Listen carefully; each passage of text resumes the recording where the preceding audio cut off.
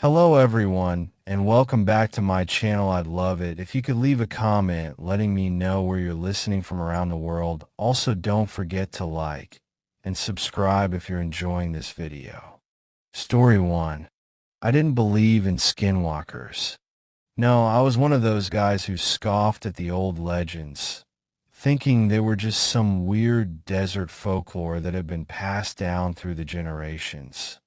Who had time for that stuff? I was a night guard on a remote property in the Arizona desert, miles from the nearest town, and the only thing I had to worry about were the coyotes and the occasional rattlesnake. Or so I thought. It was late in the summer, one of those nights when the heat of the day lingers in the air long after the sun sets. The moon hung in the sky like a thin slice of silver, barely visible through the clouds. I was sitting in the small office they'd given me to man, a rundown shack that smelled like dust and old wood. The air outside was dead still, and the silence was suffocating. No animals, no wind, nothing. Just the slow ticking of the clock on the wall. Around midnight, I heard it. A noise, soft at first, like the shuffle of feet in the dirt. I thought it was just a coyote, maybe one of the jackrabbits that lived in the brush nearby. But then I heard it again, louder this time, and something about it, something felt off. I grabbed my flashlight, slipped on my boots, and stepped outside. The desert air hit me hard, dry and hot, and it instantly made my throat feel tight. I flicked the beam of light across the open land, scanning the darkness. The shadows of the rocks stretched across the ground like fingers reaching for the horizon. But there was nothing there. Nothing at all. Then I heard it. Two sets of footsteps. One sounded normal, like a person walking, but the other, it was dragging. A slow, heavy drag, like someone was struggling to walk, their leg caught on something, or maybe even broken. My heart started to pound in my chest. I took a step forward, the beam of my flashlight cutting through the darkness, my boots crunching in the dry dirt. That's when I saw it. A figure. It was tall, too tall. The kind of tall that doesn't seem possible for a person, like it was stretched, elongated.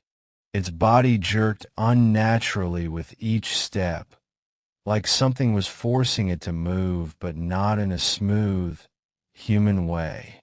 My mind couldn't process what I was seeing. Everything about it was wrong. I froze, the hairs on the back of my neck standing up. The figure didn't stop.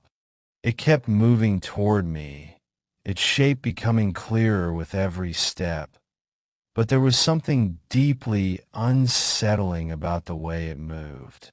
Its face, it wasn't right. The eyes, oh God, those eyes. They glowed, a sickly yellow, like two embers smoldering in the darkness. And its mouth, twisted into something like a grin, but it wasn't a smile. It was a mockery of one. I wanted to run, but my legs wouldn't move. I couldn't breathe. It felt like the air itself was thickening, pressing in on me. My flashlight flickered for a second, but when the beam came back, the figure was closer. So close, I could hear its breathing, low, ragged, like it was struggling to get air. But that wasn't the worst part. The worst part was the voice. It came from everywhere. The air around me, my own mind, it was impossible to tell where it came from. It was a growl, a rasping whisper that chilled my bones. Go away. I swear, I felt the words in my head as much as I heard them. And just like that, it turned. The thing, whatever it was, didn't run. It just turned and walked back into the desert, its movements jerky, almost mechanical, until it disappeared into the blackness. I stood there, frozen, my heart racing, my flashlight trembling in my hands. The sound of its footsteps faded into the night, leaving behind only the quiet. But that silence was different now. It was thicker, heavier. The air didn't feel empty anymore. It felt watched. I don't know how long I stood there, but when I finally came to my senses, I ran back inside. I locked the door, and I didn't leave that office until the morning sun started to creep over the horizon. I quit the job the next day. I didn't even look back as I drove away. There are some things you can't unsee, and some things you can't explain. But one thing's for sure, I'll never doubt the Skinwalker stories again. Whatever I saw that night, it was real, and it's out there, waiting. Maybe the desert is just a little too quiet at night. Maybe that's when it finds you. Story 2. We'd gone into the woods for something simple. A break. A weekend away from the noise and chaos of our city lives. The kind of escape that sounds so perfect on paper. Friends, fresh air, a quiet hike through the pines of northern Arizona. The kind of weekend you think will be filled with laughter, stories around the campfire, and an easy sleep under the stars.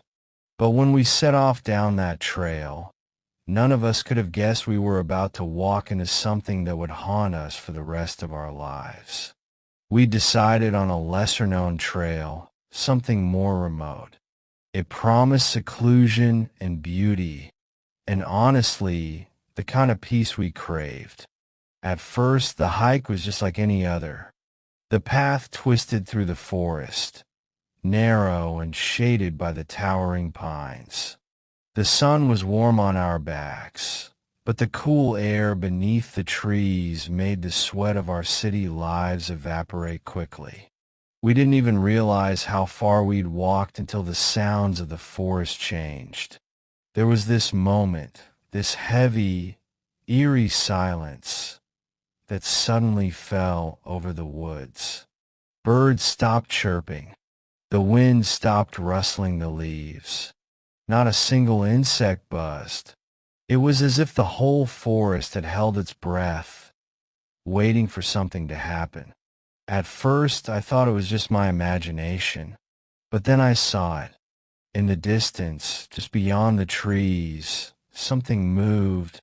Not a breeze, not an animal. It was too deliberate, too human. But even from where I stood, I could tell something wasn't right. It didn't move like a person, and it didn't move like an animal either. It was as if it was trying to imitate a human, but it was failing.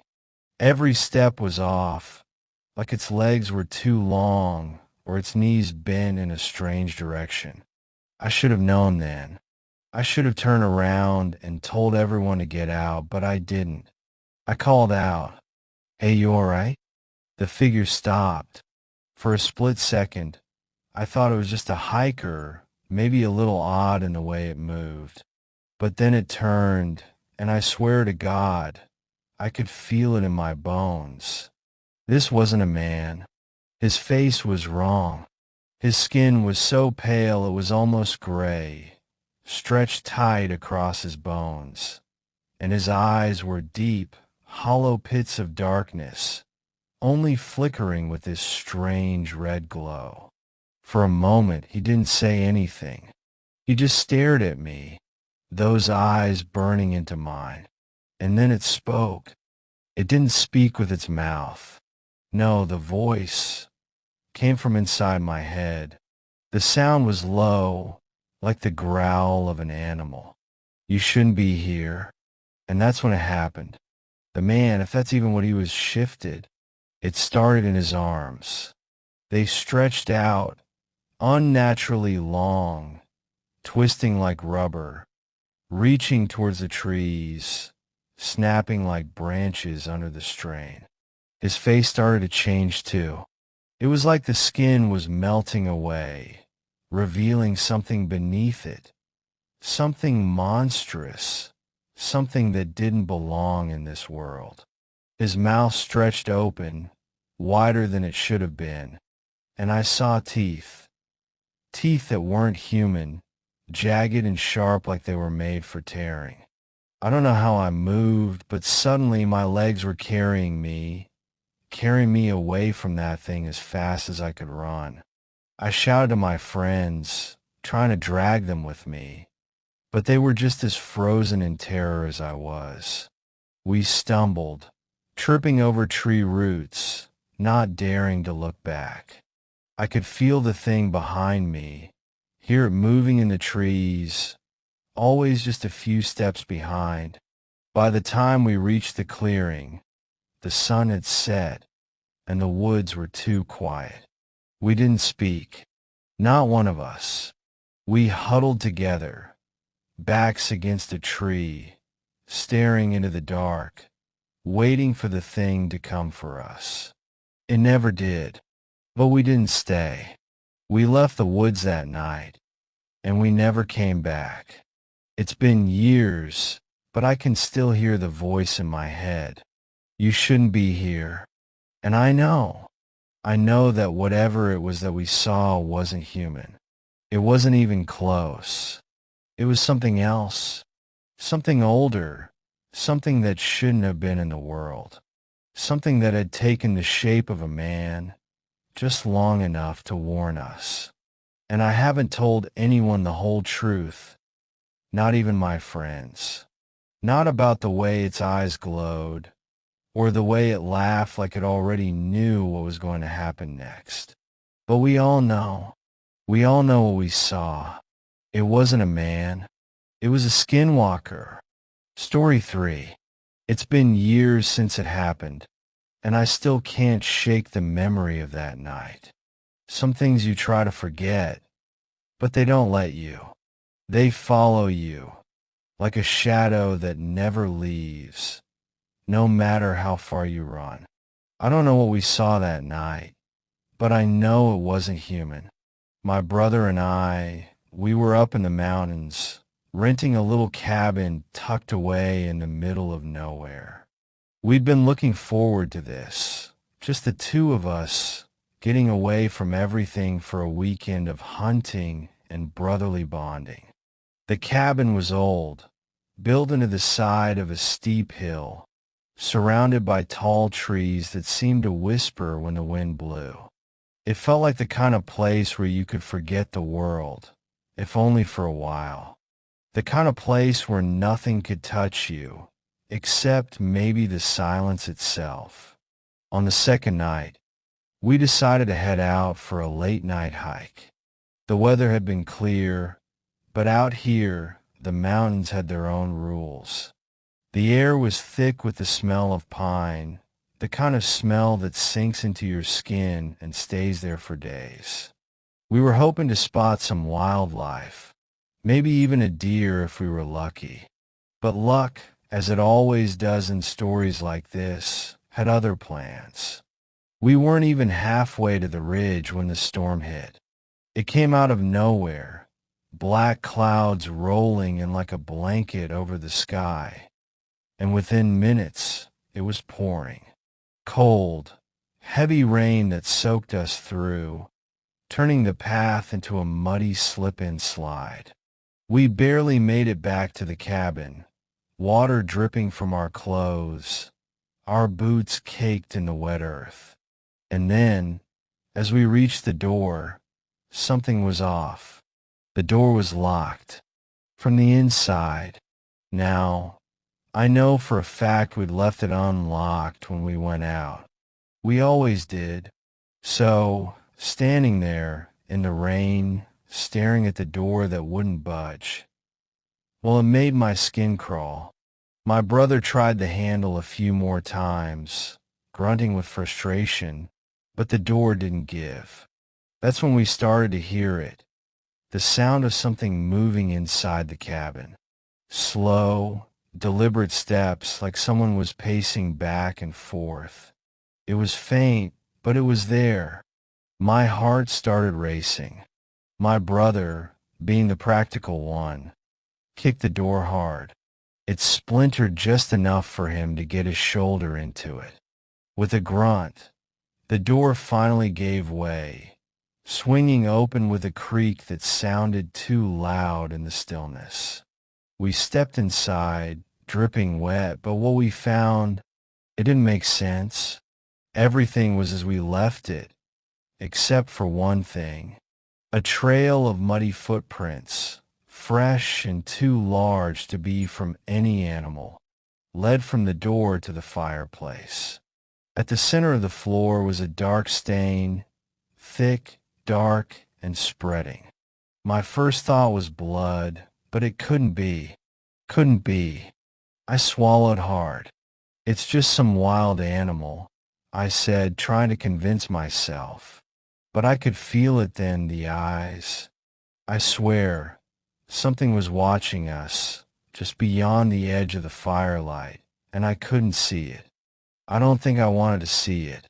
We sat by the fire, my brother fiddling with the logs, trying to keep the flames from dying out. But every now and then, I'd catch him glancing around the cabin, just like I was. There was a feeling in the air, a heavy, oppressive weight that we couldn't shake off. We both felt it, and then it came. A knock. One single knock. Not fast, not urgent. Just a soft, deliberate knock on the door. My brother froze. I grabbed my rifle, the metal cold in my hands. We both looked at each other, eyes wide. Neither of us moved for what felt like an eternity. Then, slowly, we got up and crept toward the door. I pressed my eye to the peephole, hoping to see nothing, hoping it was just the wind or maybe a stray animal. But when I looked through that peephole, I saw nothing. The darkness on the other side was absolute, like the night had swallowed whatever stood out there. We stepped back, both of us in a kind of slow-motion panic, when we saw it. A figure standing just outside the cabin. It was tall, too tall. Its limbs stretched in ways that made my stomach turn. Its body was hunched like something that wasn't meant to move that way. But it was its face that made my blood run cold. It was wrong, distorted, almost alien. Eyes, pale and empty, staring directly at me. No pupils, no life behind them, just a hollow, soulless gaze. I backed away, my heart hammering in my chest. "Close the door," my brother hissed. I slammed it shut, locking it as fast as I could. We didn't sleep that night. Every time we closed our eyes, we heard it. The sound of something scraping against the cabin walls, slow and steady, like claws dragging over wood. It circled the house, never stopping. We stayed huddled by the fire, listening, waiting, but the thing never came in. It just stayed out there in the dark, watching. By morning, the storm had passed. The sky was clear, the sun rising over the mountain ridge. We dared to open the door, but the footprints were gone. The bloodstain? Gone. Nothing remained to prove what we'd seen, except the feeling, the sickening feeling, that we weren't alone. I haven't been back to that cabin. Neither has my brother. Whatever we encountered that night, it wasn't human. And sometimes, just sometimes, I swear I can still hear it. Out there, waiting, watching.